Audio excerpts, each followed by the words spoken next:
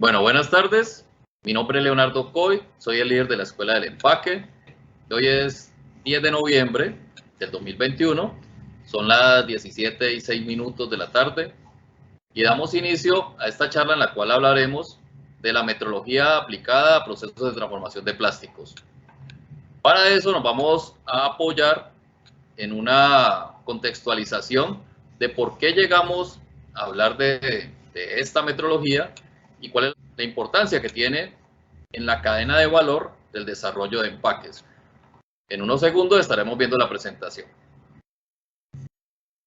Bueno, el modelo teórico que hemos definido en el SENA Centro Astin y en la Escuela del Empaque para la cadena de valor del desarrollo de empaques poliméricos inicia con la actividad de interpretar los requerimientos del cliente. Posteriormente, se deben de analizar las características físico-químicas del producto a empacar. El producto a empacar es muy importante tenerlo caracterizado, puesto que no es lo mismo empacar un alimento procesado que un alimento crudo, empacar un alimento que sea seco a un alimento que tenga humedad. También, según la normatividad que se tenga para este producto, el país al cual vaya a ser exportado, el proceso, el tiempo en el cual durará el transporte. Todo esto lo debemos de tener en cuenta antes de hacer dos procesos en paralelo. El primero es el de definir el material polimérico para el empaque y el segundo es el de diseñar el empaque. Tanto el experto en materiales como el experto en diseño deben de trabajar hombro a hombro para poder sacar un insumo óptimo de manera que podamos diseñar los moldes útiles y herramientales que se necesitan para fabricar este empaque. Por tanto, este es el insumo para ya fabricar los moldes útiles y herramientales. Posteriormente, estaremos fabricando como tal el empaque polimérico. Y a este, en paralelo, se le van a hacer dos actividades. La primera es verificar las propiedades del empaque, lo cual se debe hacer con los laboratorios, ojalá acreditados, pero cuando menos calibrados. Y en paralelo, debemos de validar el empaque en uso, lo cual se hace con el cliente final. Esto que hemos llamado la cadena de valor del desarrollo de empaques poliméricos, pues está permeado por unos procesos transversales y unos conceptos que vemos a continuación. Uno muy transversal, la productividad. No podemos hacer o no podemos enfocar ninguna de nuestras actividades a algo que no sea productivo. Lo otro es la eficiencia energética, lo otro es la economía circular, que es un concepto que cada vez gana más fuerza. El otro es la industria 4.0, que actualmente en el país cada vez hablamos más de esto y que es lo que en el mundo se está trabajando. De manera que cualquier empaque polimérico que se haga debe estarse pensando para la industria 4.0, de manera que mejoremos la productividad. Y un último que hoy nos tiene aquí, la metrología. La metrología como un proceso transversal para todo esto que hemos hablado del desarrollo de empaques. Para cada uno de estos eslabones, conceptos y procesos transversales, la Escuela del Empaque tiene disponible en su canal YouTube una conferencia en la que se abordan estos temas desde el punto de vista de qué es, para qué sirve, cómo se usa, cómo los podemos ayudar. Siempre en la Escuela del Empaque del SENA estaremos dispuestos a atender las necesidades que tengan los empresarios, tanto en capacitación como en asistencia técnica, como en servicios tecnológicos. Entonces, el día de hoy nos estará acompañando el instructor Javier Humberto Abaunza. Javier Humberto Abaunza lleva en el SENA 10 años trabajando en los procesos de aseguramiento metrológico y lleva en su vida profesional 15 años de experiencia. Es un instructor del Centro Astin y está con ustedes en este momento. Muchas gracias por la atención. Muchas gracias, ingeniero Leonardo. Buenas tardes para todos. Entonces, como decíamos, esta exposición del día de hoy la vamos a referir hacia la metrología aplicada a procesos de transformación de plásticos. Les cuento un poco, digamos, de mi experiencia profesional.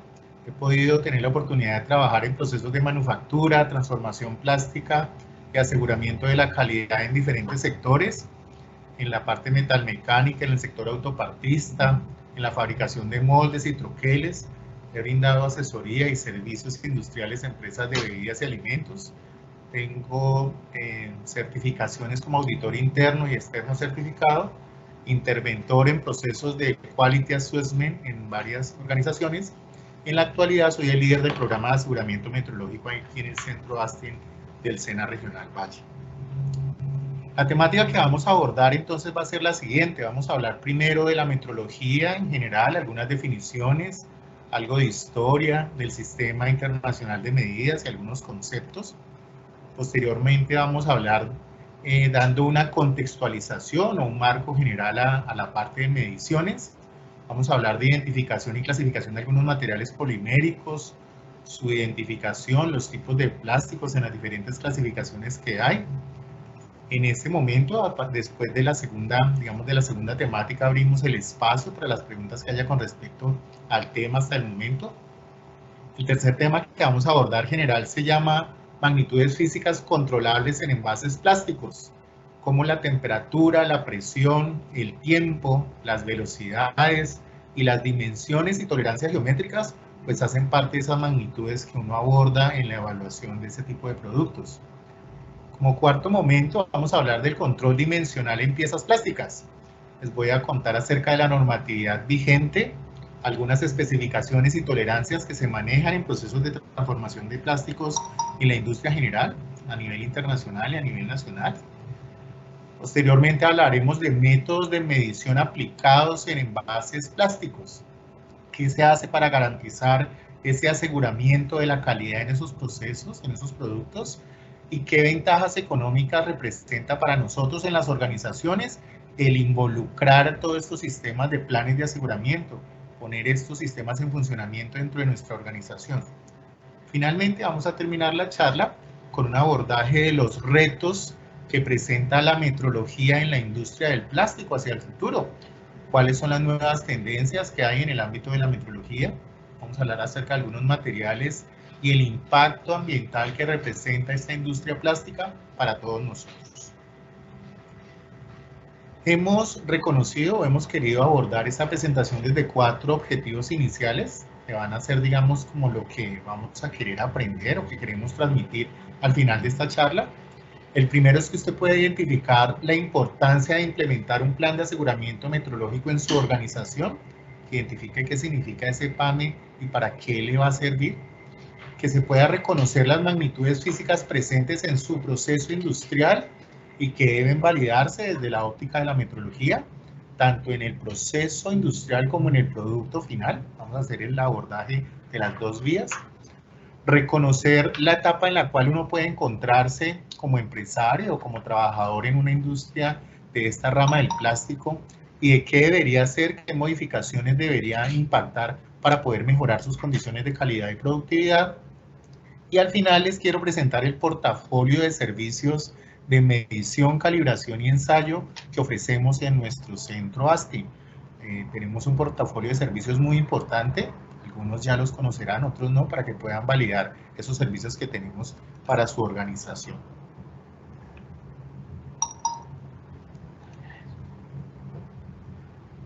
Entonces, lo primero que vamos a abordar es una línea del tiempo de la metrología a nivel general en el mundo y vamos a identificar como diferentes hitos que han ocurrido. El primero que les quiero referir o el primero que les quiero contar es que en el siglo XVIII, en el año 1791 en Francia, la Asamblea Nacional Francesa legalizó o hizo, digamos, documental, legal y en procedimientos el sistema métrico decimal. Ese es el primer hito o el primer momento de la metrología. Casi 100 años después, en el año 1875, el 20 de mayo de 1875, se creó la denominada Convención del Metro, una reunión en donde representantes de 17 países pudieron hacer como los acuerdos iniciales y las condiciones a partir de las cuales se iba a hablar de metrología de ahí en adelante.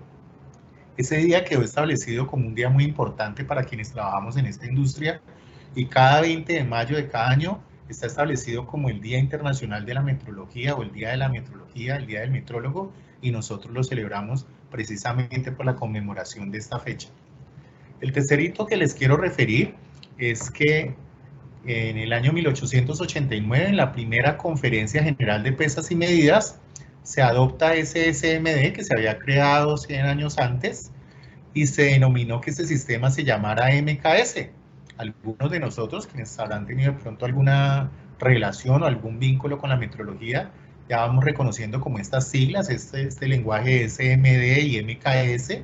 Ese MKS que se refería a metro, kilogramo, segundo, pues quedó establecido en ese momento. Ya en el año 1954, la 10ª Conferencia General de Pesas y Medidas adopta 6 magnitudes básicas, incluyendo el amperio, la candela y el Kelvin como unidades básicas del sistema, para que ya en el año 1960 quede establecido el sistema que nosotros conocemos en la actualidad. Ese sistema quedó establecido en la 11ª Conferencia General de Pesas y Medidas. Se nombró el sistema como SI, Sistema Internacional de Unidades. Se denominaron las 7 magnitudes básicas, sus unidades, los símbolos y los prefijos que conocemos en la actualidad. Y quise relacionar un sexto ítem en esta línea de tiempo de la metrología, diciéndoles que en el año 2018, la 26ª Conferencia General de Pesas y Medidas hizo una redefinición de la definición de los términos de 4 unidades básicas en el sistema: el kilogramo, el amperio, el Kelvin y el mol. Ahora no tienen la definición que tenían, digamos, como en el pasado, sino que están definidos en términos de constantes físicas. Eso quiere decir que están relacionados con fenómenos que pueden medirse con un grado de incertidumbre muy fiable, muy fino, y lo que hace es reproducir eventos físicos en condiciones de metrología científica en laboratorio. Para poder recrear el kilogramo, por ejemplo, ya uno no se remite al gran K, que era el referente internacional que había hasta ese momento, que era la medida materializada que existía en París para tener nosotros el kilogramo patrón, sino que lo que se hace es una prueba física con una máquina para poder encontrar una constante, la constante de Planck.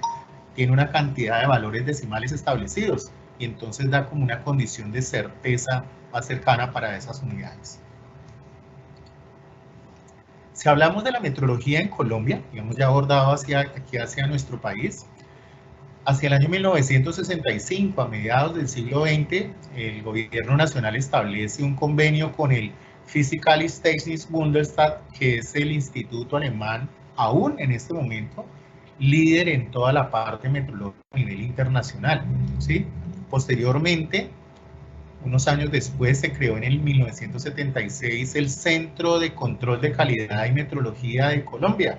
Es decir, que hasta ese año 1976, hace cerca de 45 años, el Estado colombiano vio que era importante o que era necesario tener como una regulación y unos entes que estuvieran en esa línea. En el año 1992 se reestructura la Superintendencia de Industria y Comercio con la creación de la División de Metrología dentro de esa superintendencia. Un hito importante que les quiero referir en esta exposición es que en el año 2002 nosotros, el Centro ASTE, en ese momento nos llamábamos Centro de Desarrollo Tecnológico, obtuvo la acreditación de sus laboratorios de ensayo y calibración.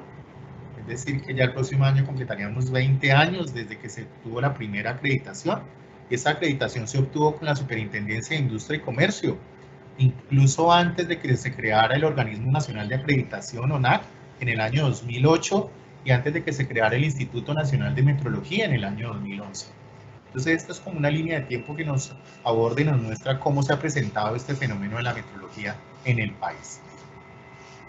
Les quiero presentar también este cuadro o esta tabla que será como muy común para quienes estamos incluidos en el medio de la metrología y quienes no.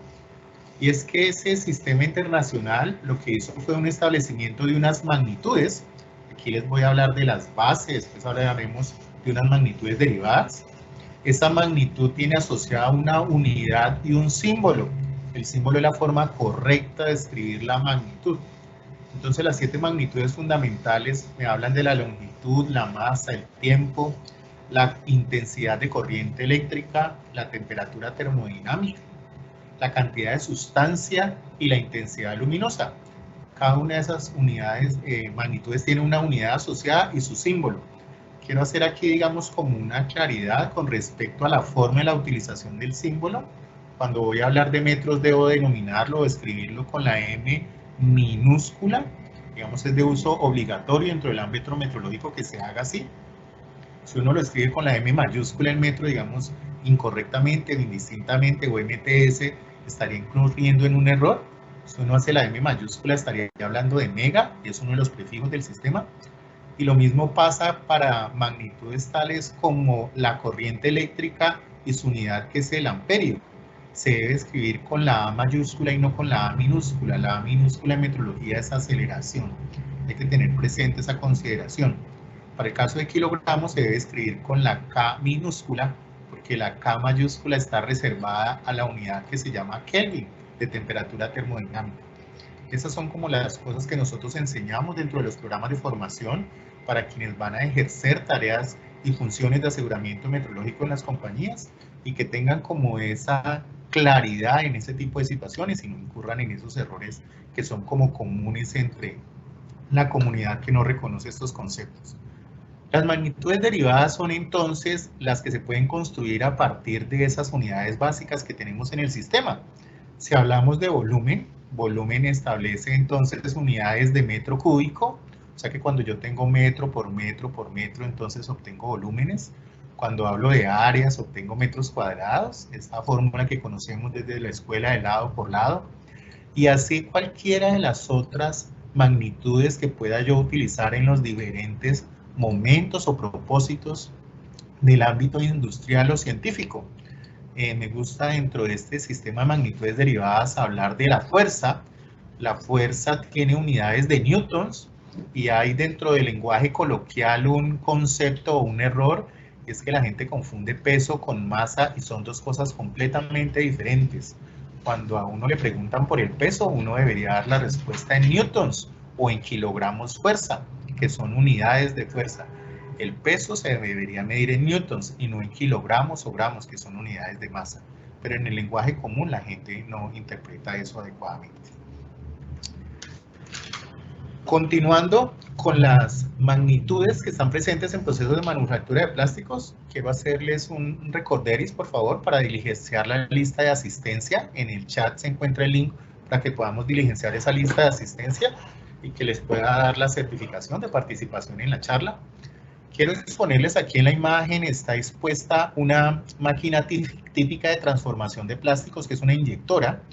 Esta inyectora de plásticos tiene tres unidades o tres sistemas principales. Uno es la unidad de inyección o cierre, otra es el molde, en donde está la cavidad y en donde yo voy a fabricar la pieza plástica, y otra es la unidad de inyección. Hemos tomado esta imagen como modelo para poderles hablar del proceso, les decía en el inicio, como un contexto al abordaje de cómo es que yo fabrico esa pieza plástica, a la cual le voy a hacer un control dimensional. Y esa pieza objetivo pues va a pasar como por diferentes etapas, y yo tenía un plástico en bruto. Ese plástico debió derretirse o volverse plástico fundido para después entrar al interior de la cavidad en el molde y convertirse en el producto que es mi objeto de transformación industrial. Entonces, hablando de esas magnitudes presentes en esos procesos de manufactura, podemos decir que en estos procesos de transformación plástica se mide presión de inyección en unidades de megapascales, libras por pulgada cuadrada o bar. Las libras por pulgada cuadrada, a pesar de no estar incluidas dentro del sistema internacional, son unidades de uso común. Nosotros, además del SI, tenemos que trabajar con el sistema inglés, con el sistema americano, y ellos tienen unas unidades que son de vieja data, tienen unos sistemas inclusive de medición que son paralelos al SI y que nos obligan a utilizar ese tipo de unidades como los PSI. Tenemos que controlar temperaturas fundamentales durante el proceso, y he registrado aquí tres: la temperatura del molde, que es en grados Celsius, la temperatura de las diferentes regiones del husillo, del cilindro donde yo hago la inyección del plástico, y la temperatura de la cavidad del molde en donde se va a hacer el proceso de transformación. la masa, que es el material plástico en bruto que yo aplico en la tolpa para que sea después proceso de transformación. Magnitudes eléctricas, esa masa se mide en gramos. Magnitudes eléctricas de la sección del motor, tales como tensiones, corrientes, resistencias en algunas zonas del husillo en donde yo coloco los calefactores, ¿sí? Hacen parte de magnitudes eléctricas que se monitorean en los procesos de transformación. La velocidad de inyección, que se puede medir en gramos por segundo o en centímetros cúbicos por segundo. La velocidad de rotación del husillo, que se mide en RPMs, y la fuerza de cierre de la máquina. Finalmente, en el producto, lo que hacemos es una validación de dimensiones longitudinales y geométricas, y esas dimensiones se miden en milímetros y en grados sexagesimales. Esos grados sexagesimales pues varían y tienen una identificación diferente a los grados que conocemos de temperatura, porque estos son grados espaciales, son los grados de división, de giro, ¿sí? Esos son los grados que llamamos sexagesimales. Con esta ilustración quiero mostrarles adicionalmente, digamos de forma gráfica y animada, la diferencia que hay entre un proceso de extrusión soplado y uno de inyección soplado. Como les digo, son unos procesos a los que no vamos a ahondar en toda la fabricación, pero que están presentes dentro de la manufactura de plásticos, y entonces tienen como unas características diferentes funcionales. Se los ilustro aquí para que los puedan reconocer. Dentro del sistema internacional les contaba entonces que se estableció un sistema de 7 magnitudes básicas, unos múltiplos, unos submúltiplos, y hago aquí como un énfasis en las unidades que no tienen un nombre de prefijo asociado y un símbolo, y las debo tener presentes. Yo hago la referencia de que siempre cuando yo hago equivalencias, tengo que tener presente que unidades como 10 a la 4, 10 a la 5, 10 a la 7, 10 a la 8, no tienen nombre, no tienen un nombre de prefijo establecido, pero no debo olvidarlas cuando hago ejercicios de equivalencia de unidades, cuando me muevo dentro de esos múltiplos y submúltiplos en el sistema, porque si no incurriría en un error. Cuando yo paso de 10 a la 1, de 10 a la 2 y 10 a la 3, pues estos saltos son de 10 en 10, cuando estamos hablando de longitudes, pero para pasar de kilo a mega el salto es de 10 a la 3 y 10 a la 6, y son 3 posiciones, y en ocasiones no se tienen presentes porque no están como ilustradas directamente en las tablas. Pasa lo mismo para múltiplos y submúltiplos, tener muy presente esa consideración.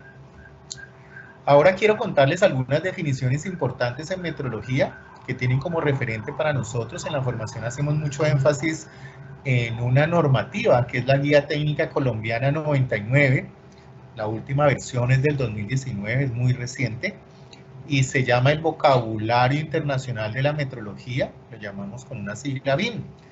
Ese vocabulario es un diccionario, es un glosario que me da unas definiciones específicas.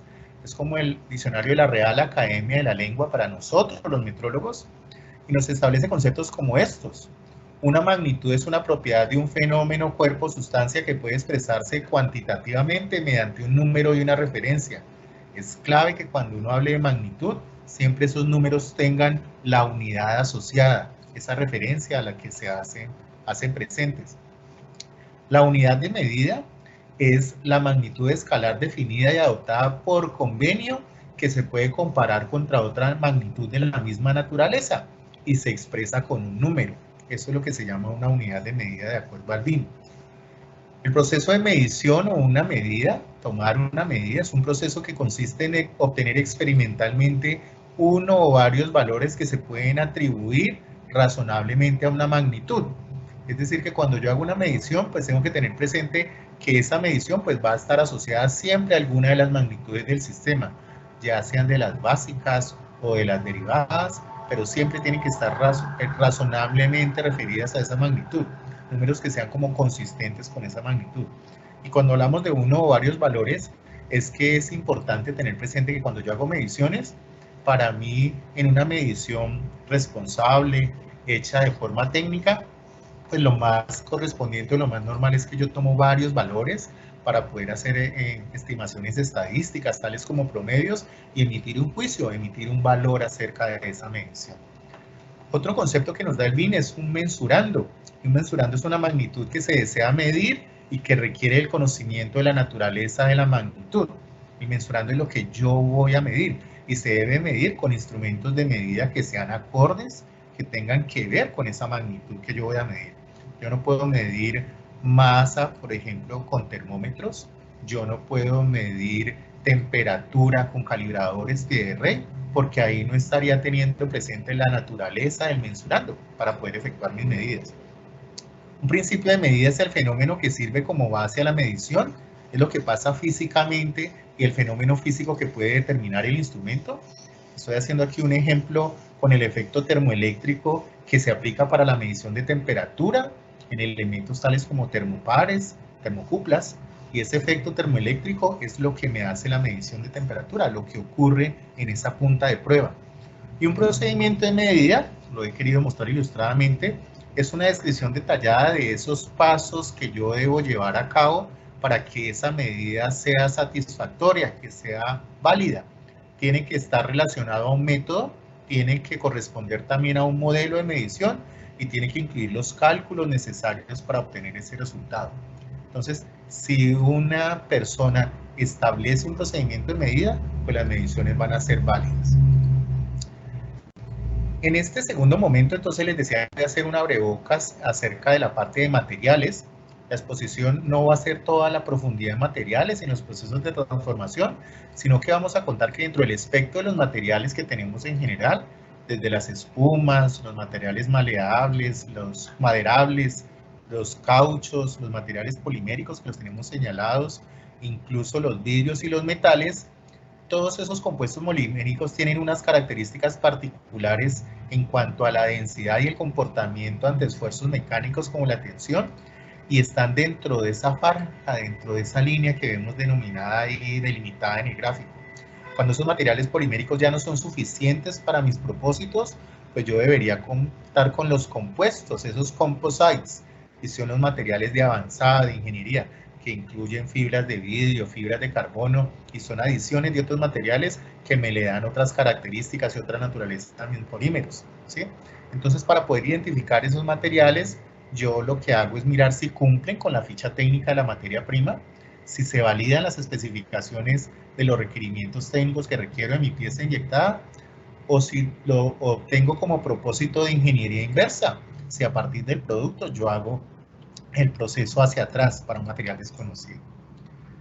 Si hablamos de esta clasificación de estos materiales, entonces los podemos clasificar según su estructura química, el comportamiento que tienen con la temperatura, la polaridad, la organización de sus átomos a nivel, digamos, de organización atómica y sus aplicaciones.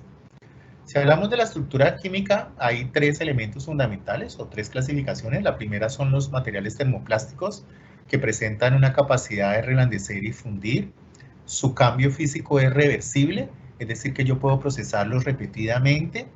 Necesitan de un aporte de energía importante para que esas moléculas se liberen y puedan moverse durante inyección, para que puedan pasar de su fase sólida a su fase líquida. Se pueden procesar en repetidas oportunidades y tienen características de resistencia a nivel químico a temperatura ambiente, a la temperatura en la que nos encontramos. Los materiales termoestables, por el contrario, son irreversibles después del proceso de transformación. Tienen mallas reticulares muy tupidas y se mantienen rígidos y sólidos aún a temperaturas muy elevadas. Cuando hablamos de esa reticulación, estamos hablando de un proceso que se llama curado en ese ámbito de los materiales, que libera energía y hace que los materiales ya se queden como con esa forma inmodificable, incambiable, irreversible. Tienen alta estabilidad térmica, rigidez. La estabilidad dimensional es muy importante, ¿cierto? Son muy considerados para muchos productos por sus condiciones de estabilidad. Tienen resistencia a la termofluencia, bajas deformaciones a carga, peso ligero y en algunos en particular tienen aislamiento eléctrico y térmico, y esas propiedades son requeridas para algunas situaciones. Y los últimos materiales en esta clasificación de materiales poliméricos por la estructura química son los elastoméricos o los elastómeros. Tienen unas mallas tupidas por la diferencia de los enlaces químicos que presentan, consistencia elástica y gomosa que se puede perder aún a bajas temperaturas. No pueden derretirse porque si usted intenta derretirlos, pues van a pasar al estado gaseoso, ¿sí? Con ciertos solventes se hinchan, se dilatan, son insolubles y tienen menor resistencia a la fluencia que los termoplásticos.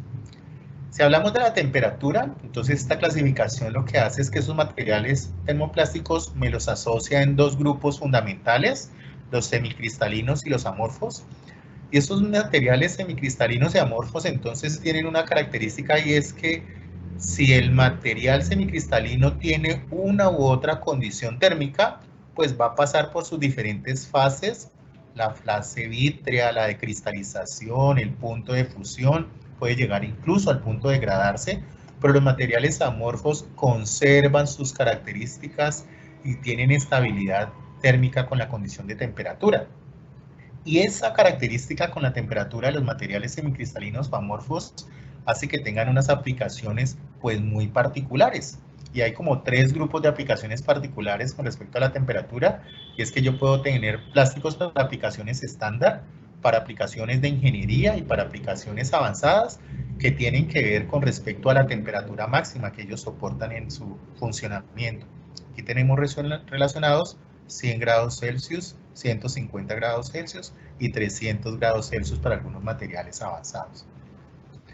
Si hablamos de la polaridad, entonces les decíamos que estamos relacionando aquí materiales como polares y no polares, y se refiere a la organización geométrica que tienen sus diferentes elementos en la composición química. Entonces esa presencia hace que ese comportamiento hace que haya algunos materiales que son más o menos electronegativos con respecto a algunos elementos de composición química que tienen a favor. El flúor, el cloro, el oxígeno, el nitrógeno dan características polares, y eso hace que influyan en las características y propiedades del material. Entonces, según la aplicación, podemos tener materiales como los commodities. Dentro de esa línea está el polietileno, el polipropileno, poliestireno, el PVC, las tuberías del agua potable de nuestra casa, que podría decirse que se fabrican en cantidades muy grandes y son uno de los plásticos que más se conocen a nivel industrial. Hay aplicaciones técnicas de plásticos que tienen algunas características estructurales, de transparencia, de autolubricación, condiciones de resistencia superior a la temperatura, y dentro de ese grupo tenemos las poliamidas, que llamamos el nylon 6, el nylon 66, está dentro del grupo de las poliamidas. Los policarbonatos, el PET de nuestras botellas y de nuestras bebidas, está dentro de esta clasificación de materiales plásticos para aplicaciones técnicas. Plásticos especiales, tales como el PMMA, pues tienen condiciones de grados de transparencia, estabilidad a la luz y gran resistencia a temperatura y productos químicos. En la medida en la que el plástico se va volviendo especial, quiero hacerle la referencia que también el costo varía, y el costo se vuelve un factor ya muy importante porque no son tan fácilmente asequibles y sus precios también son más elevados. Plásticos de altas prestaciones, tales como la polimida, la polietilenosulfona, el PFS o los LCP, que son Liquid Crystal Polymers, los plásticos que se utilizan ahora para pantallas de muchos dispositivos electrónicos, pantallas de video, son plásticos de altas prestaciones con también consideraciones importantes en el precio. Y la última clasificación que queremos mostrarles aquí es el código de identificación de plásticos, que muchos conoceremos, y está hacia la parte inferior o en alguna zona simplemente claramente identificada en los envases, y cada número se refiere a un tipo de plástico en particular. Entonces estoy mostrando aquí, no vamos a nombrarlos específicamente uno por uno, sino que los estamos ilustrando y mostrándoles algunos de los productos que están dentro de esas líneas. Los refrescos, el agua que bebemos se envasan en PET, los yogures, el champú, productos de uso para la limpieza en el hogar están envasados en polietileno de alta densidad, ¿sí? Las tuberías, cubetas, mangueras, cortinas de baño están hechas en PVC. En polietileno de baja están la mayor parte de las bolsas que utilizamos para empacar nuestros productos en el supermercado y productos comestibles, ¿sí? El polipropileno es el material que se utiliza en tapas, en cajas para mantequilla, en envases de crema corporal, y el poliestireno, que se utiliza para todos los productos desechables que nosotros conocemos y que se comercializan. Uno de estos tipos de poliestireno es el icopor, que es ese poliestireno en esa forma, poliestireno, que es en esa característica y que se utiliza muchísimo en la parte comercial. Este es el momento para que usted pueda referir sus preguntas a través del chat y en otro momento posterior la podamos dar solución a su inquietud. Ingeniero, estoy atento si hay alguna inquietud hasta el momento. Sí, Javier, en este momento no hay ninguna pregunta. Ok. Entonces ahora vamos a hablar de las magnitudes físicas controlables en los envases plásticos. Y esas magnitudes físicas controlables las vamos a abordar primero desde el proceso industrial.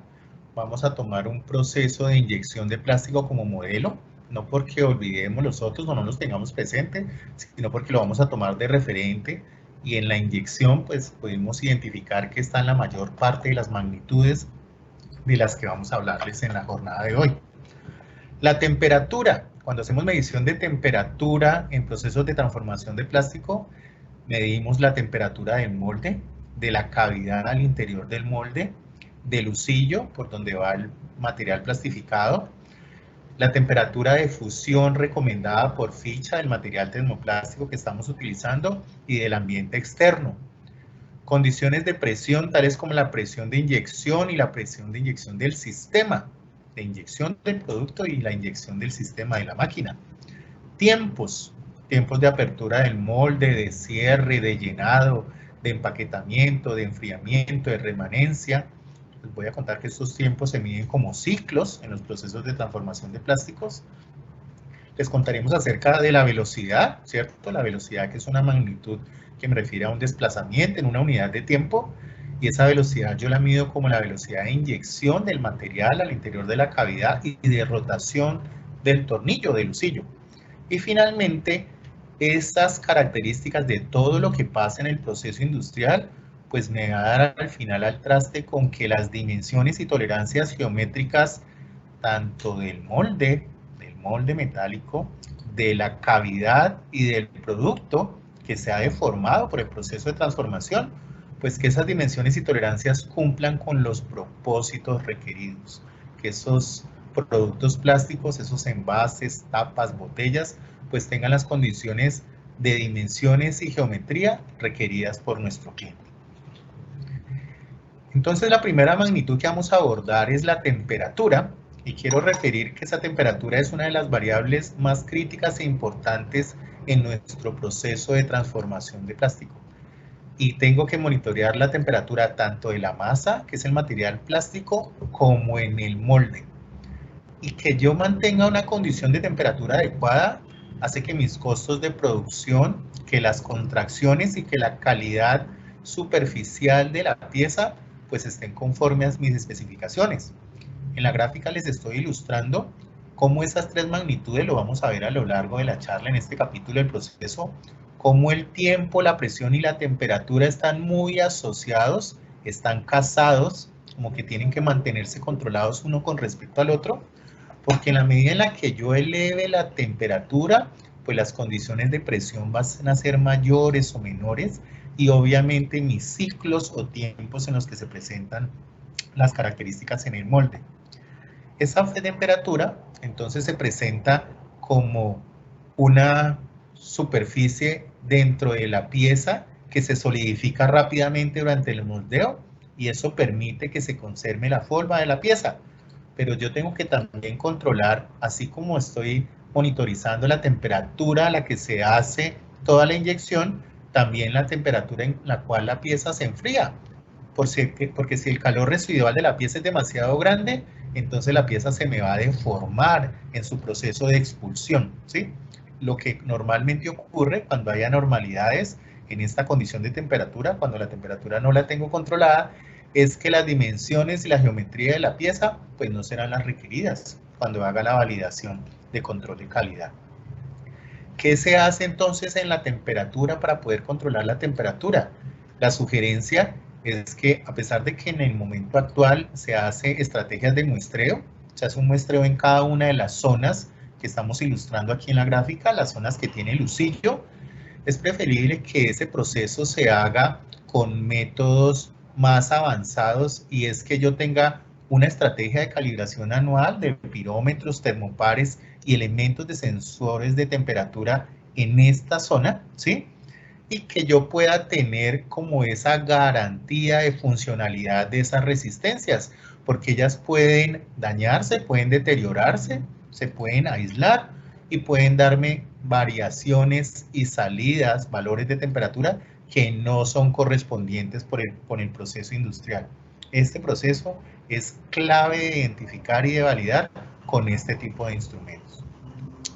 Las tablas entonces me refieren, les contaba que la temperatura tanto de fusión del material como del molde, pues son muy críticas dentro de mi proceso. Y cada material polimérico, pues tiene por ficha técnica y por especificaciones del fabricante unos márgenes, unos intervalos de temperatura, entre los cuales yo debería hacer la fusión en el husillo y la temperatura a la cual se debería mantener el molde. La temperatura del molde debe controlarse también con procesos de refrigeración. En la industria de los moldes es muy importante ese proceso de la refrigeración de cada una de las placas, de la cavidad y de los elementos, para que esa temperatura del molde se me maneje dentro de esos márgenes y que yo pueda tener el proceso controlado. Estoy mostrando también aquí una ficha técnica de un material, un poliestireno que se llama Polistirol 158K de un fabricante que es BASF, y él nos indica con total especificidad cuál es la temperatura de inyección que recomiendan para ese material, cuál es la temperatura del molde, del refrigerante, incluso cuál debería ser la temperatura ambiente que debería tener yo presente para que este material pues se comporte de la manera más adecuada para mi proceso de transformación. Continuamos hablando de otra de las magnitudes físicas en el proceso y es la presión. La presión tiene unas curvas de comportamiento típico en donde esa presión se va incrementando durante el llenado del molde, llega hasta su punto máximo en la etapa de compactación y después comienza a descender en la contención, en la solidificación y finalmente en la contracción de la pieza. Quiero hacerles la aclaración de que estas curvas típicas de presión realmente al final lo que presentan es como una curva típica del proceso. El proceso me genera como una ficha técnica de ese molde con ese material en esos momentos en las condiciones de máquina. Y esa ficha técnica debería ser mi procedimiento documentado de la forma en la que se hizo ese proceso industrial. No es como una camisa de fuerza. La presión de inyección necesaria durante la fase de llenado pues es una consecuencia de otras variables, tales como la viscosidad del material, los espesores, el recorrido, la geometría que tienen las coladas, ¿sí? Y esas características que influyen, entonces hacen que esas presiones sean mayores o menores. Es importante reconocer que tanto los mismos factores que influyen en la presión de inyección afectan esa velocidad de llenado. O sea que cuando hablemos de velocidad también vamos a hablar de presión, resistencia del flujo al material, temperatura del aceite, del material y del molde. Entonces, esto es lo que les quería contar. Miren que realmente la presión en el paso práctico, en el caso real, lo que yo tengo es una curva típica del producto en la que yo puedo garantizar cómo se está comportando para poder tener una repetibilidad del proceso, porque se presenta realmente un pico, hay un descenso rápido, una presión de mantenimiento y después el descenso hasta la contrapresión.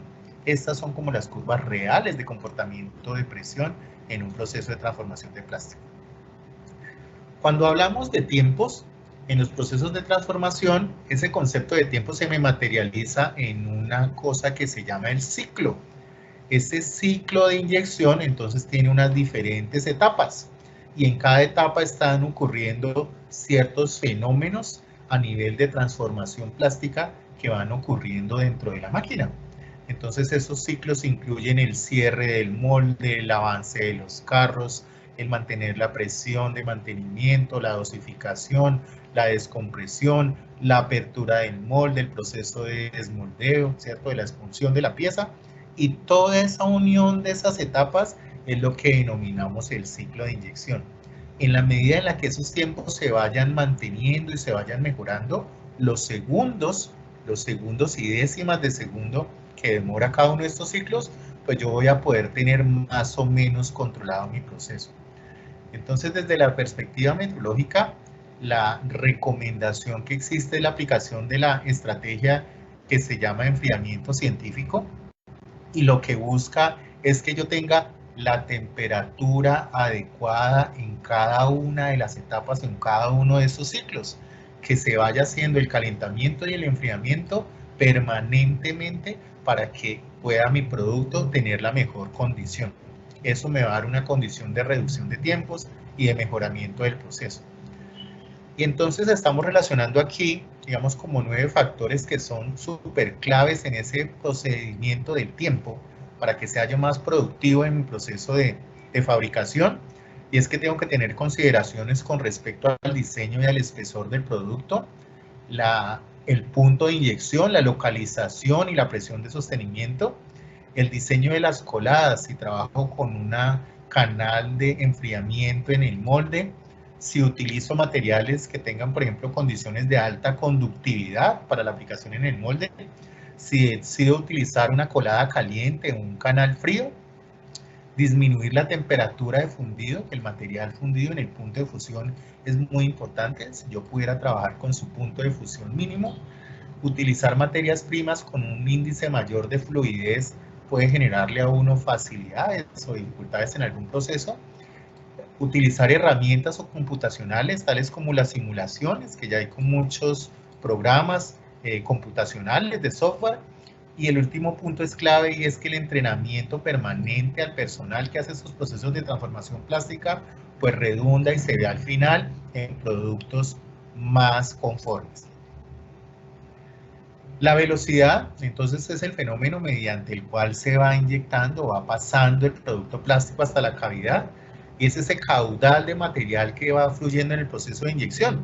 Se mide en unidades de centímetros cúbicos sobre segundo, ¿cierto? Y es la medida de la rapidez con la que se va llenando la cavidad del molde, ¿sí? Esa velocidad, la decíamos, pues está muy relacionada con la velocidad de avance del pistón, las RPMs a las que se está moviendo el husillo y las condiciones previas de presión y de temperatura que relacionábamos. Entonces les decía que esas 3 magnitudes están casadas, están asociadas, porque mira que al igual que veíamos con la presión y la temperatura, esa velocidad va a ser mayor o menor de acuerdo a la presión que yo esté utilizando en el producto. Entonces, en una situación real, esa presión de cavidad pues va a depender, esa velocidad de inyección, perdón, va a depender de la presión de inyección, de la temperatura a la cual se encuentra el molde, a la temperatura que yo pude colocarlo dentro de ese margen que está establecido por el cliente, características del material utilizado y el camino, el recorrido, como la geometría que recorre el material en esa colada hasta llegar a las cavidades, hasta llegar al punto de inyección. Todo este proceso, digamos, lo vimos como un abrebocas o una apertura para llegar a esta parte final, y es controlar las dimensiones del producto terminado. Entonces, cuando hablo de dimensiones y tolerancias geométricas, la sigla GDT significa Geometrical and Dimensional Tolerance, es una sigla en inglés. Lo que hace es indicarme que además de que las dimensiones cumplan con las tolerancias establecidas por el proceso de fabricación, el producto no esté con condiciones de circularidad, de excentricidad, de cilindricidad por fuera a lo que esas tolerancias geométricas me establecen. Vamos a mirarlo ahora. Hay unas normas en las que hacen un énfasis muy particular al respecto. Entonces, en los protocolos de medición de productos, de envases como la botella, el frasco que estamos mostrando ahí en la imagen, nos indican que se mide el diámetro externo del cuerpo, el diámetro externo de la boca, si la boca es roscada, si tiene un liner, el diámetro interno de la boca, la altura del cuerpo, la altura total del producto, altura de la boca, del cuello, e incluso condiciones que están por fuera de estas dimensiones, como el peso, porque el peso también es una condición crítica dentro de un envase terminado. Entonces, en esas tolerancias geométricas y dimensionales, los fabricantes nos ofrecen una característica del porcentaje de contracción, de encogimiento que me debe presentar teóricamente cada uno de estos materiales plásticos en el proceso de fabricación. Entonces los fabricantes me dicen que la ABS puede contraer entre 0,4 y 0,7%, que el polietileno de alta densidad puede contraerme entre un 1,5 y un 4%, y son como esos márgenes de contracción en los cuales se me deberían presentar mis dimensiones al final en mi producto terminado. El control dimensional, entonces, de estas piezas plásticas, pues lo que va a referirse es a cómo hago yo para validar que la pieza que yo ya sé que se me deformó, porque es una característica que es inevitable, que yo no puedo evitar que eso pase dentro del proceso de transformación plástica, porque se deforma por las diferentes características y aún por el proceso de expulsión, pero lo que yo debo tener en consideración en el control dimensional es cómo se me va a deformar la pieza, hacia dónde se va a dar la deformación y qué debo hacer para poder controlar esa deformación. O sea, qué estrategias debería aplicar en el proceso industrial de transformación para que esa deformación esté dentro de las tolerancias que me indica la normatividad. Entonces, con ese propósito y a ese respecto, y después de, digamos, más de un siglo de desarrollo que hay en toda esta parte de la industria de plásticos, en el año 1982, la norma alemana DIN 16901 estableció como la primera condición que me daba tolerancias en dimensiones lineales para productos que salían como de esa transformación plástica, productos que me salían de procesos de transformación. Y esa norma tuvo una actualización en octubre del 2013, con una norma alemana también, ¿cierto? Tienen muchísima experiencia en todos esos procesos en esa industria alemana y estableció la actualización de la 16901 con la DIN 16742, que estableció unas características adicionales. Ya vamos a hablar acerca de ellas.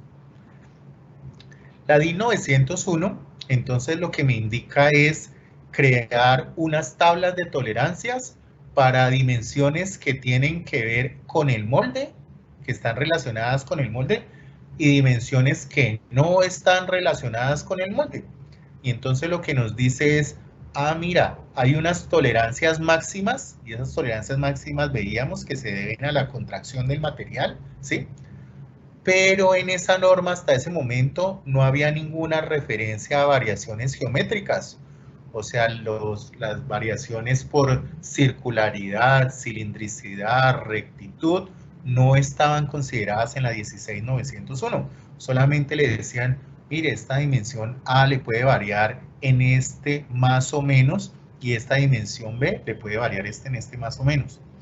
Vamos a tomar un ejemplo en la primera fila de una pieza que está construida en polipropileno y donde tenemos una dimensión de alguna parte de la pieza que estuviera entre los 22 y los 30 milímetros.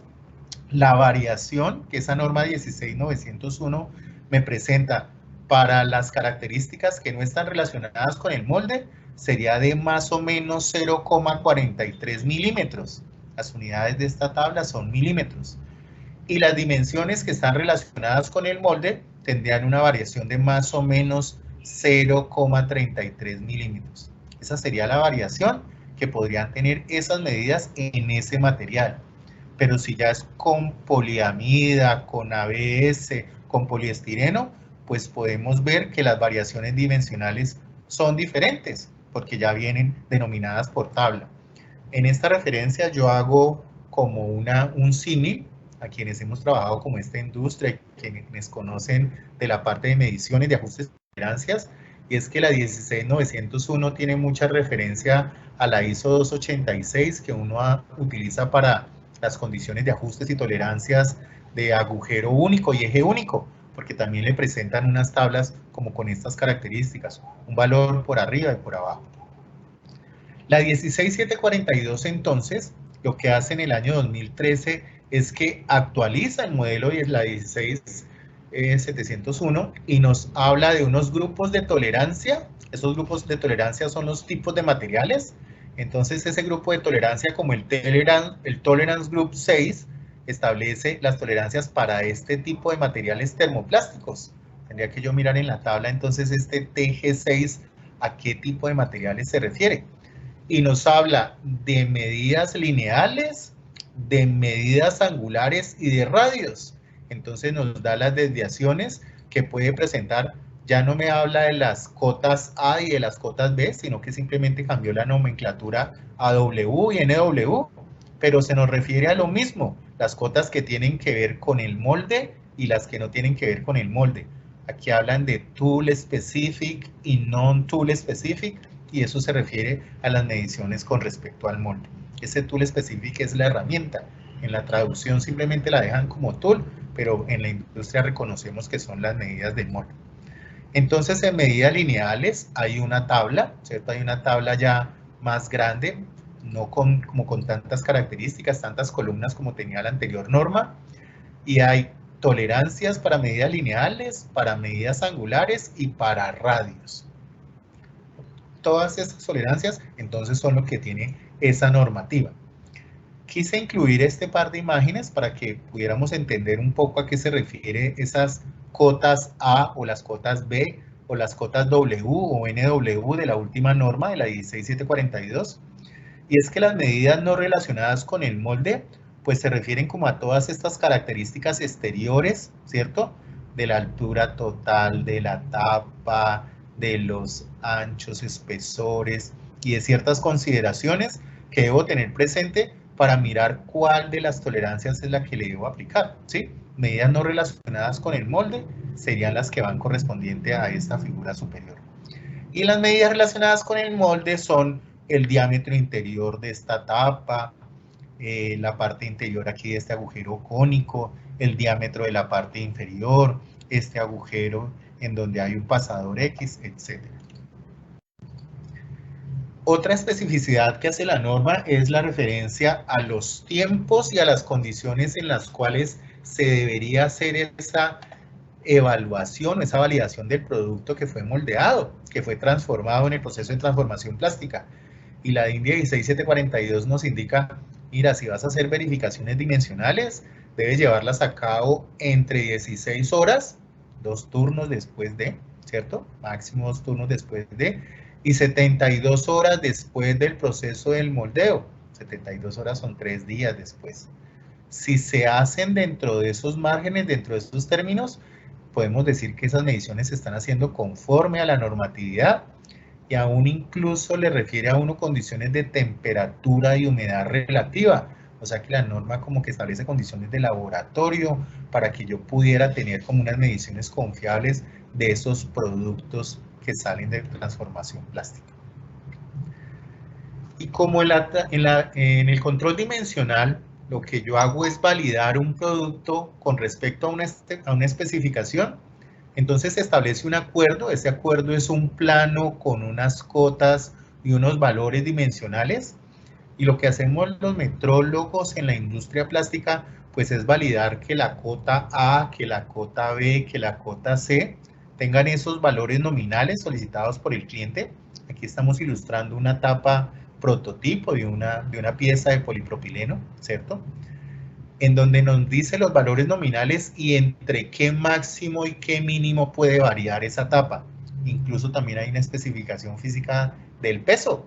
Les decía que es un término inadecuado, ¿cierto? Porque se está confundiendo peso con masa, porque mira que me están pidiendo peso para que lo mida en gramos y debería ser la masa de esa tapa. Nos indica el referente dimensional de esta pieza de que esta tapita debería tener 2,8 gramos y comportarse entre 2,6 y 3 para que yo la considerara como aceptada. O sea que esas deben ser las mediciones que me dan cuando yo la coloque en una balanza y haga la validación de ese peso. En esta ilustración, entonces, estoy mostrando a manera de ejemplo lo que ocurre en 5 productos de la industria farmacéutica y cosmética. En un gotero, entonces hay unas dimensiones que deben cumplir, ya sea el producto incluido el dosificador, ¿cierto? Unas longitudes, unos anchos, las medidas que deberían validarse para que ese producto se considere conforme. Y para quienes son mis clientes de mi producto, empresas farmacéuticas, empresas de la línea cosmética, pues puedan recibir ese producto e incluirlo dentro de su línea de fabricación y envase sin ningún inconveniente, porque los productos cumplen con las especificaciones y las tolerancias acordadas. Además de esas dos normas de las que hablamos ahora, el control dimensional de las normas DIN.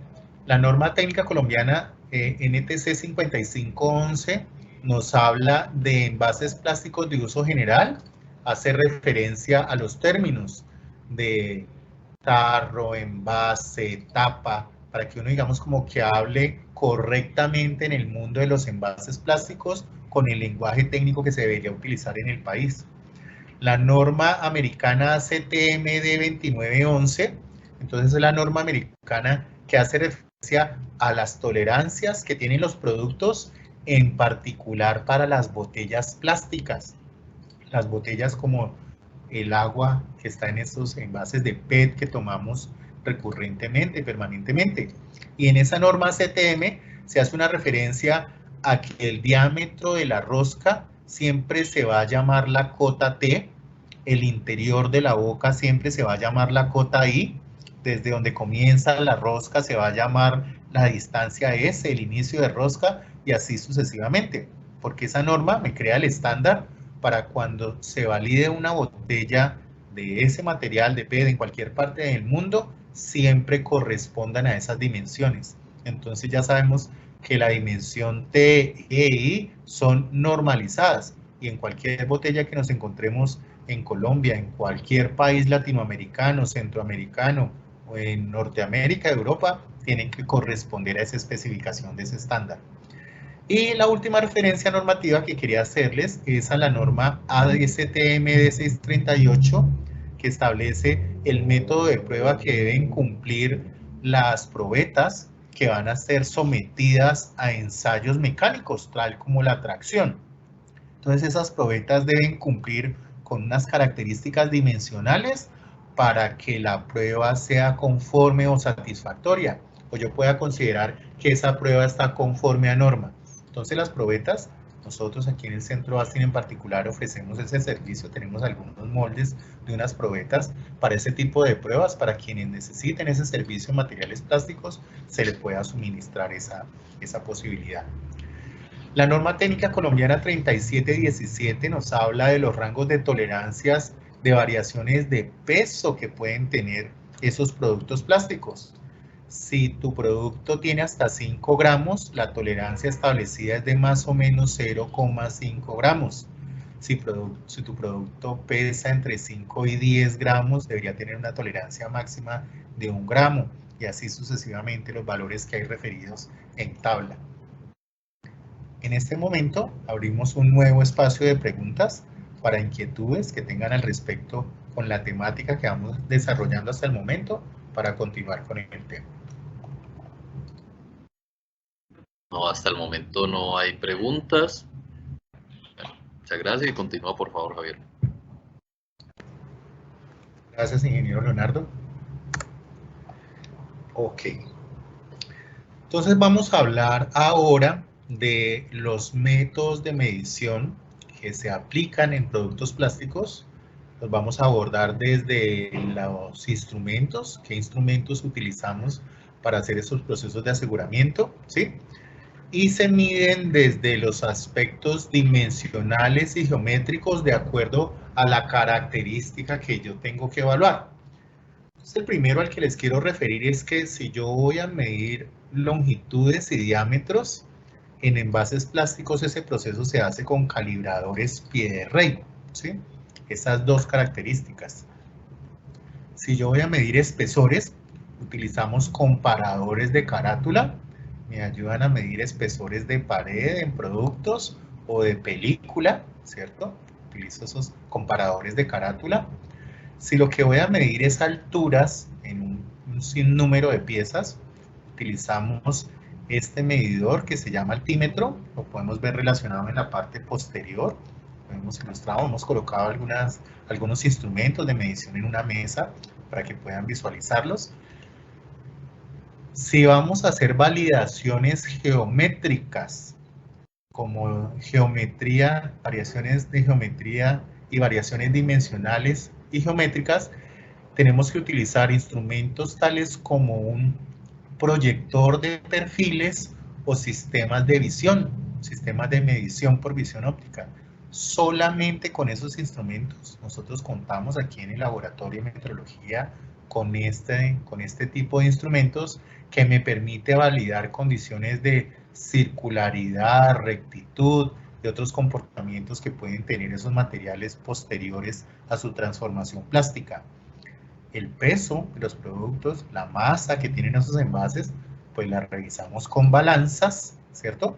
Con la resolución pues adecuada al respecto, y el equipo que tenemos a la disposición y a su servicio para toda la parte de mediciones dimensionales es la máquina de medición por coordenadas, esos CMM, son equipos que me permiten la posibilidad de mirar todas las dimensiones que puede tener el producto plástico o los moldes con los cuales se fabrica y poder hacer las modificaciones o actualizaciones técnicas requeridas por efecto de uso, desgaste o tiempo de utilización.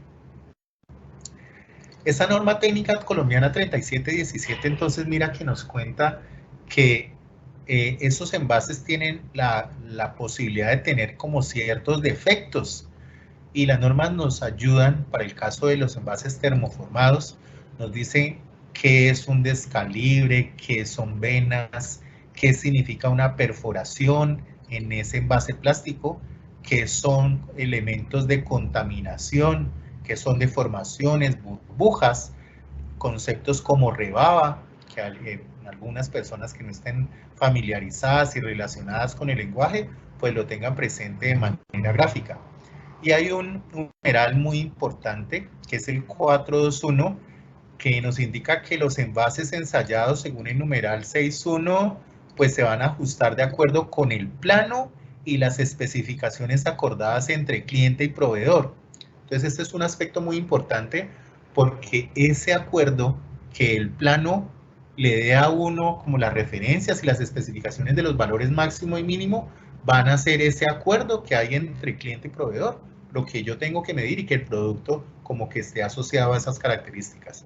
En ocasiones no tiene que estar extremadamente asociado al cumplimiento de la normatividad, pero debería ser lo requerido, ¿sí? Que esos acuerdos como que estén referidos a las normas. Entonces, si yo no voy a hacer medición directa con los instrumentos como los que mostramos anteriormente, sino que la medición la voy a hacer de forma indirecta, pues me puedo servir o puedo utilizar instrumentos tales como las galgas pasa no pasa. Aquí en la imagen estamos ilustrando cómo se puede medir el diámetro externo de ese envase termoplástico y cómo se puede medir el diámetro interno. Y entonces esas galgas pasa no pasa tienen como dos sectores o dos zonas funcionales en donde yo puedo validar en un proceso de fabricación, en un proceso industrial, cuando estoy haciendo control de calidad, si ese producto es conforme o no conforme, porque hay un sector en donde me va a funcionar, va a servir, y otro en donde va a ser rechazado. Eso significa pasa no pasa. Eso haría parte de los procesos de medición indirecta.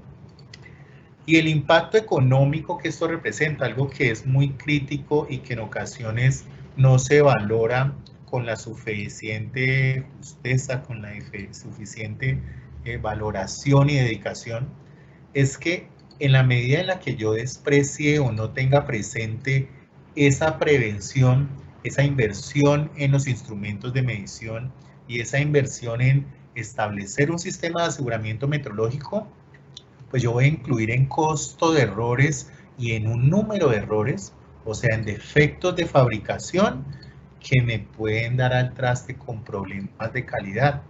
Si yo quiero reducir esos problemas, yo debería pensar en invertir en equipos que tengan aseguramiento metrológico, hacer procesos de calibración de mis instrumentos, tener personal entrenado en toda esta estrategia. Estoy haciendo una referencia aquí explícita a una persona muy importante, el ingeniero James Olson, que fue expresidente de ETIT, y tiene una frase en su momento que decía, comillas, mucha gente piensa que la calidad me cuesta demasiado, pero en realidad me cuesta menos.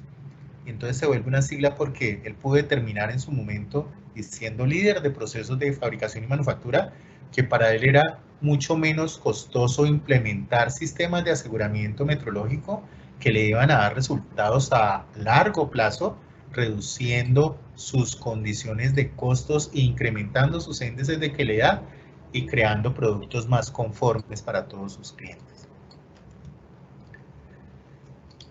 si no se puede medir, no se puede mejorar. Tengo que tener presente que es indispensable que yo pueda hacer una medición adecuada de mis productos para poder tomar las medidas de mejoramiento correspondientes hacia adelante. ¿Y cómo hago entonces para poder influenciar o para poder que esta parte metrológica yo la pueda incluir al interior de mi organización? Pues yo le quiero proponer aquí como una estructura, como una pirámide de qué procesos usted debería llevar a cabo para mirar si, como está aplicando la metrología en su compañía, es suficiente para su proceso de fabricación o si debería implementar algún cambio. Lo primero que le quisiera proponer es establecer la necesidad metrológica identificada, que usted pueda tener unos acuerdos entre su proceso productivo y el producto a partir de unas variables críticas, unas variables indispensables en los dos procesos y que me impacten directamente en la pieza terminada.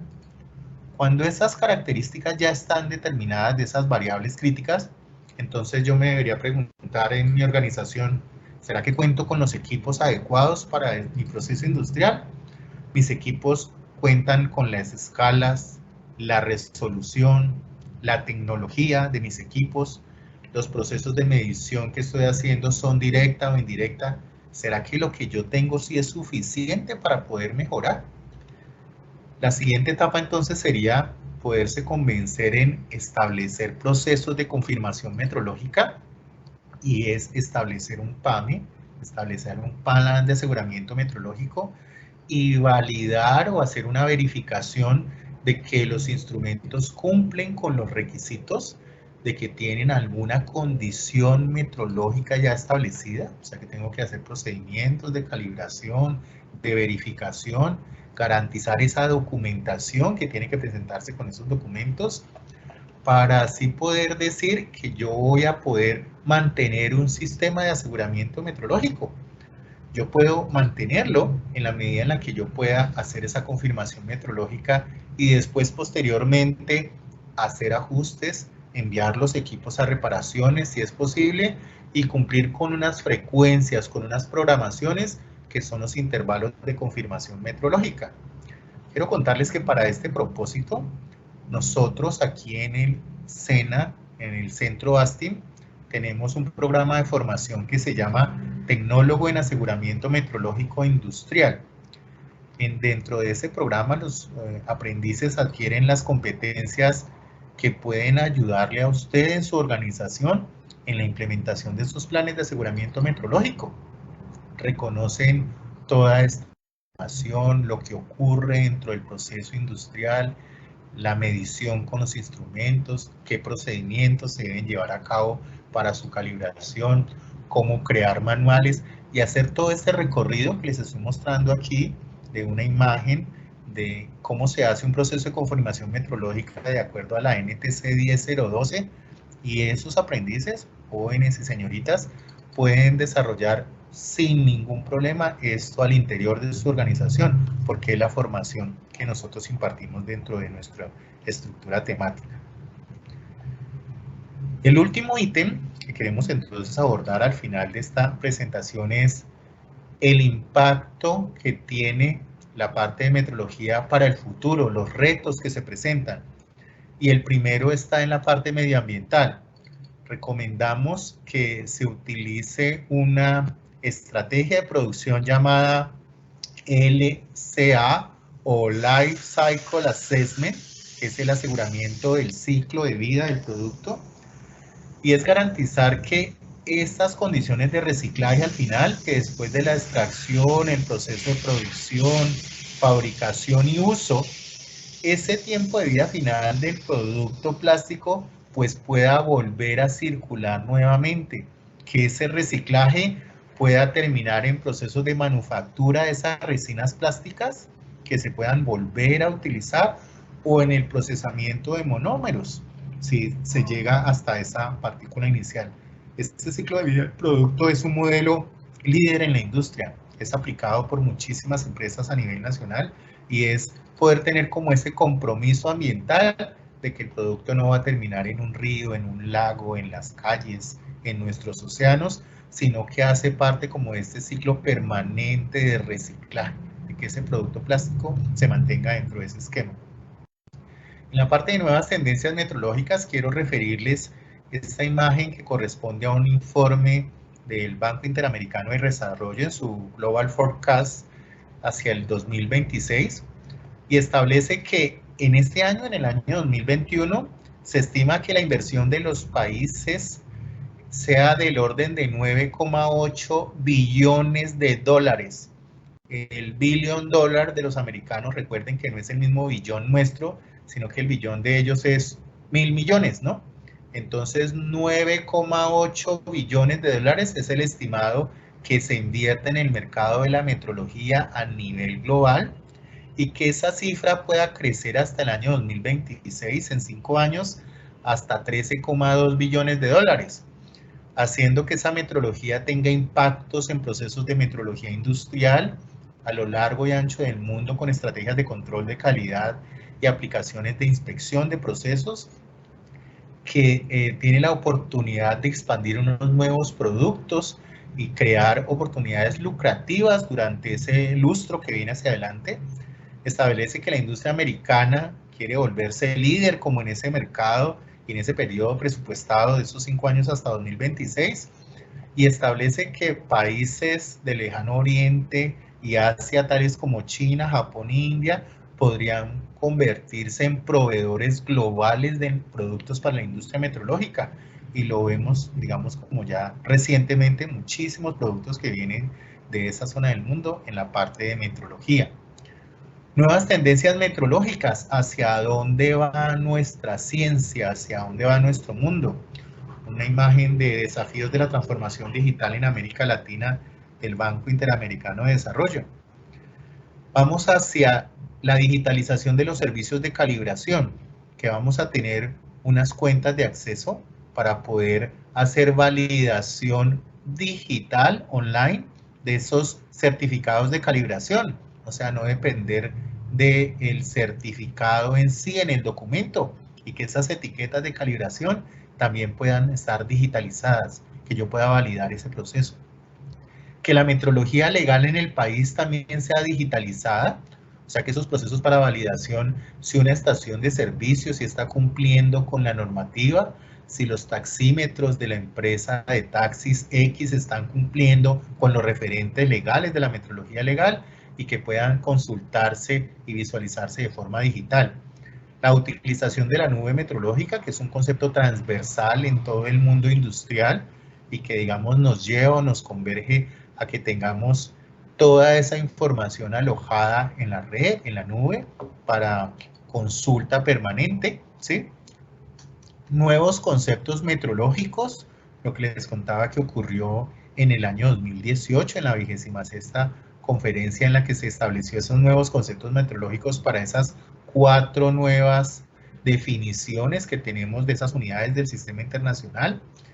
El futuro nos está llevando hacia mediciones virtuales y simulaciones, que haya instrumentos de realidad aumentada y de realidad virtual que me permitan hacer mediciones con un grado de certeza y certidumbre importante y que yo lo pueda considerar como mediciones válidas, a pesar de que sean mediciones virtuales. Utilización de la Big Data, que toda esa cantidad de enormes cantidades de datos, de miles y millones de datos, puedan analizarse para poder tomar decisiones. Ese Big Data es como el análisis computacional de toda la información de la organización o de lo que se hace en el proceso industrial y de cómo yo puedo mejorar a partir de ese Big Data. Se van a crear instrumentos y sistemas de medición en la era digital que pues van a tener componentes electrónicos permanentemente a lo largo y ancho de todas las magnitudes. Vamos a mirar pantallas con displays permanentemente en magnitudes que no reconocíamos, instrumentos digitales en muchas magnitudes. El aseguramiento de las bases tecnológicas se refiere a que los sistemas de gestión metrológica y esos planes de aseguramiento metrológico pues van a ser parte de la documentación y de los sistemas de la organización. Esta aseguración de base tecnológica es como que la 10012, la ISO 10012 va a volverse transversal en organizaciones en donde la metrología es fundamental, así como lo fue la ISO 9001 hace cerca de 15 años en los procesos industriales, que esa 1002 haga parte del proceso de transformación. Y eso hace entonces que la metrología, a partir de muchas condiciones con ciberseguridad, que haya protocolos y establecimientos de seguridad para que todos esos procesos digitales se lleven a cabo, pues va a tener una transformación digital. O sea que no se va a hacer mediciones ya solamente con el instrumento, el registro en papel, sino que vamos a migrar hacia una metrología más moderna y digital. Y eso va a implicar que vamos a tener software de medición más flexible, sistemas, comunicación con múltiples sistemas y programaciones con interfaces de usuario amigable. En la imagen podemos ver, por ejemplo, lo que prevé el futuro, ¿cierto? Que tenga una tablet desde la cual yo voy como controlando digitalmente y de forma manual el proceso, y los robots están haciendo los procesos de transformación, de ensamble o de mediciones. Que se cuente con sistemas de medición capaces de adquirir y procesar paquetes de datos masivos, lo que les contaba acerca del Big Data. Sistemas de medición sin contacto con precisión elevada, esto ya es una realidad en el país.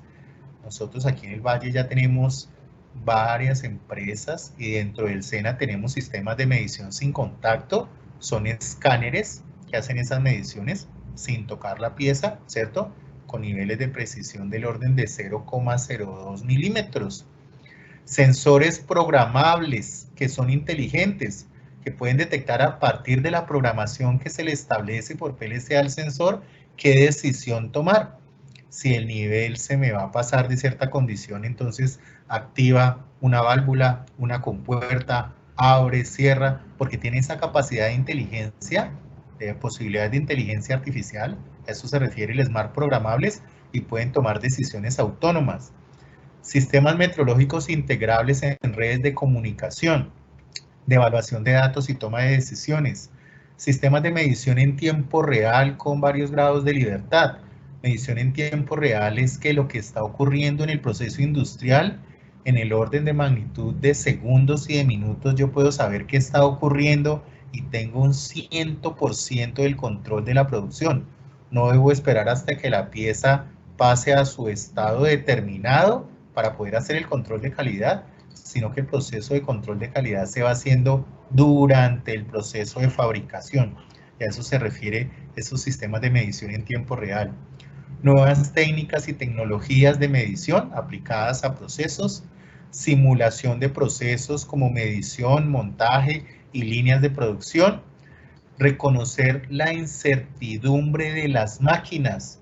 Va a ser posible en el orden de unos pocos años y que se pueda determinar a partir de la data recolectada y de los procesos que se han hecho en las máquinas y de los recorders, qué incertidumbre de medidas me está presentando mi máquina y poder determinar si un producto X o Y yo lo puedo fabricar ahí, ¿cierto?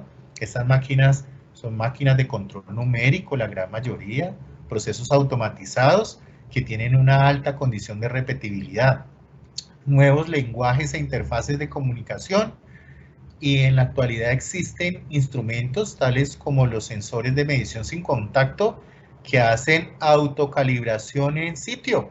No necesito llevarlos a un laboratorio acreditado, sino que ellos cuentan con rutinas de programación y una medida materializada, un patrón, con el cual ellos pueden hacer su rutina de autocalibración, de hacer ese diagnóstico y yo puedo tener como esa garantía.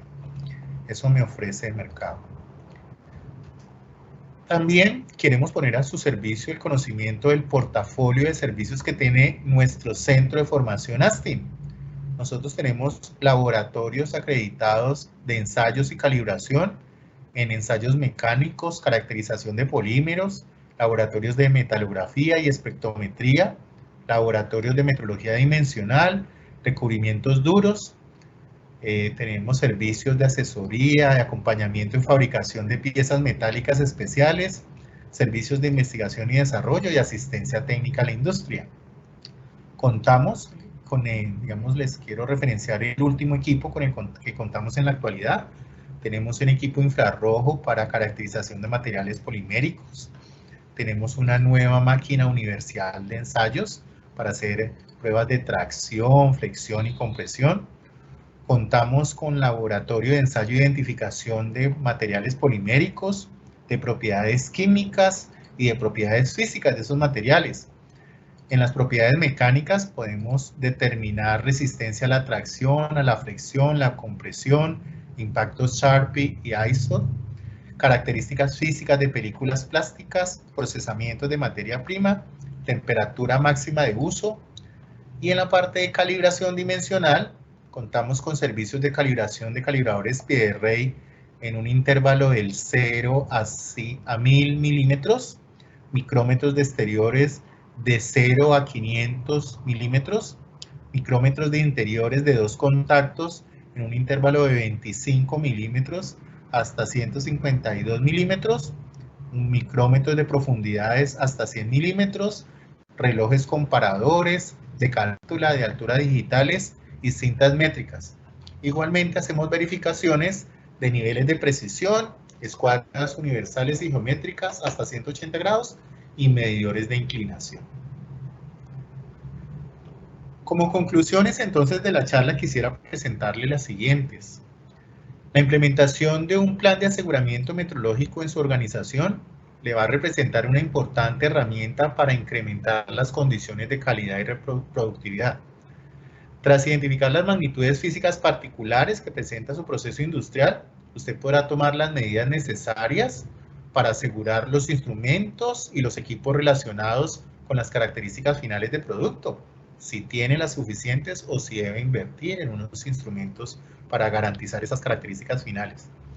Y ratificarles nuestra disposición como centro de formación y de servicios tecnológicos para brindarles servicios y asistencia técnica para efectuar mediciones, calibraciones y pruebas de acuerdo con sus necesidades. Suministramos aprendices capacitados en aseguramiento metrológico que les ayudarán a mejorar el know-how de su organización y poder incrementar sus condiciones. Nuevamente un espacio para preguntas, si hay alguna pregunta adicional o final de esta temática, la que pueda ser realizada en este momento. Sí, Javier, hay varias preguntas. Entonces, la primera dice, ¿qué opciones se recomiendan para el control de calidad de atributos en los productos? Ok, me preguntan acerca del control de calidad por atributos. Entonces hay unas especificaciones, hay unas condiciones y son las normas militar estándar. Esas normas militar estándar y los niveles de aceptación, los NCAs, establecen también en unas tablas cuál es el porcentaje de calidad aceptable o de aceptación que se hace para ese modelamiento de medición de atributos. Entonces lo que se hace es escoger, hacer la correspondencia del nivel de calidad aceptable que yo puedo tener en la organización. Esas validaciones se hacen para producto terminado, para revisión de lotes, y de acuerdo a ese nivel de calidad aceptable que se establezca, al acuerdo que se llegue, hay unos niveles de observación como niveles especiales, hay niveles normales, y de acuerdo a esos niveles entonces se establece cuál de esas selecciones, cuál de esa selección yo puedo hacer por correspondencia en la tabla para hacer las mediciones por atributos. Las tablas de nivel de calidad aceptable con respecto a militar estándar. Siguiente, ingeniero. Bueno, la siguiente es una pregunta y una recomendación. Dice, veo el enfoque principalmente a empaques rígidos, más no flexibles, el cual tiene muchas variables críticas. Profundizar en esto, por favor. Adicionalmente, profundizar en la incertidumbre en los equipos de medición. Ok, es correcto.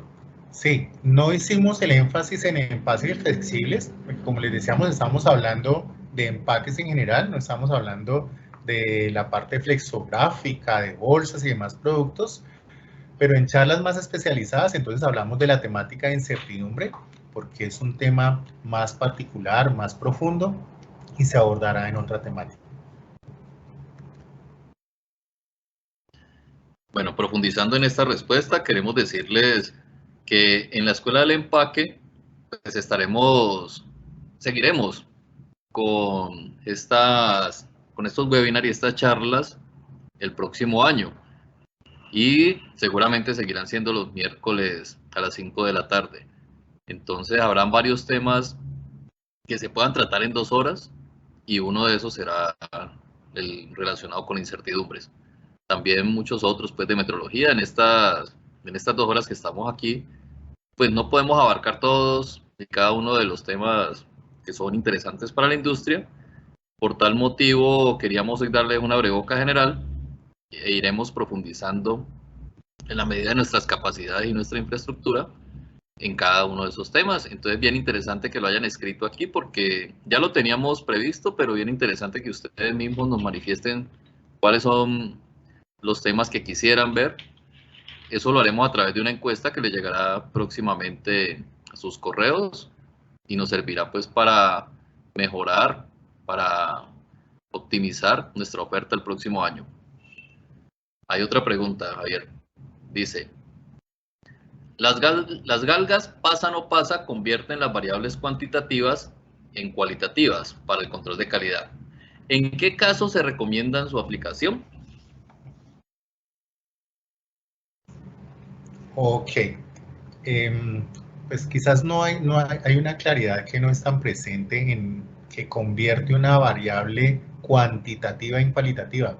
La variable sigue siendo cuantitativa, lo que le da es a uno un nivel de inspección o validación más rápido, más expedito, de poderlo hacer como una validación express.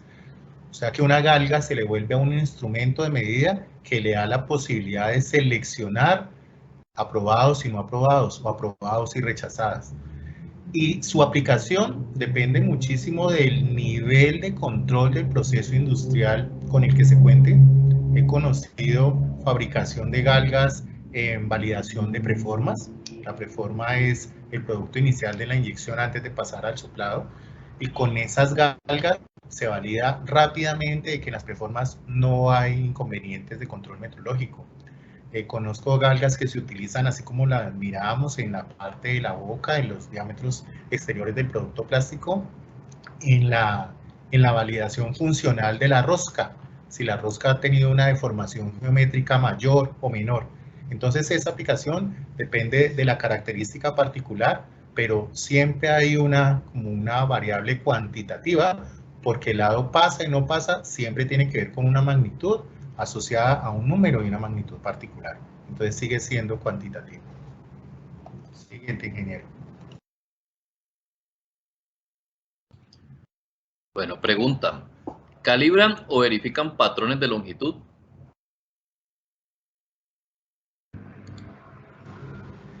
En el servicio que tenemos en el laboratorio de metrología, tenemos servicio de calibración de patrones de longitud en nuestro laboratorio.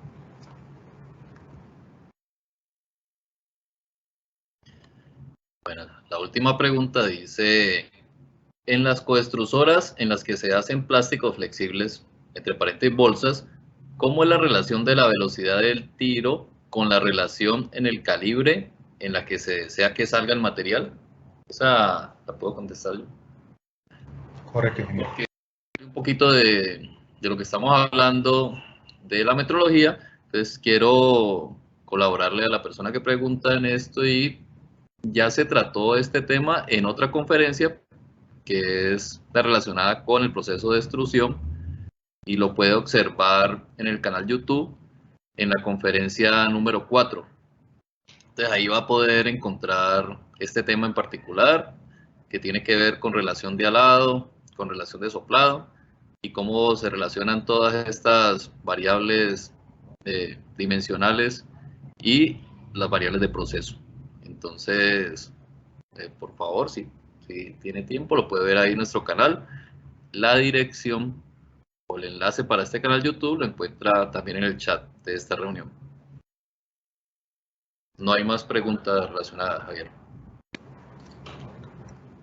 Ingeniero, entonces no me resta, señores, señoras, agradecerles su presencia, agradecerles sus tiempos, ponerles a su disposición nuestro conocimiento, nuestro tiempo, nuestra experiencia para ser su aliado estratégico en las situaciones de transformación, modificación, mediciones, como asesoría técnica o servicios de formación especializada a su servicio. Muchas gracias.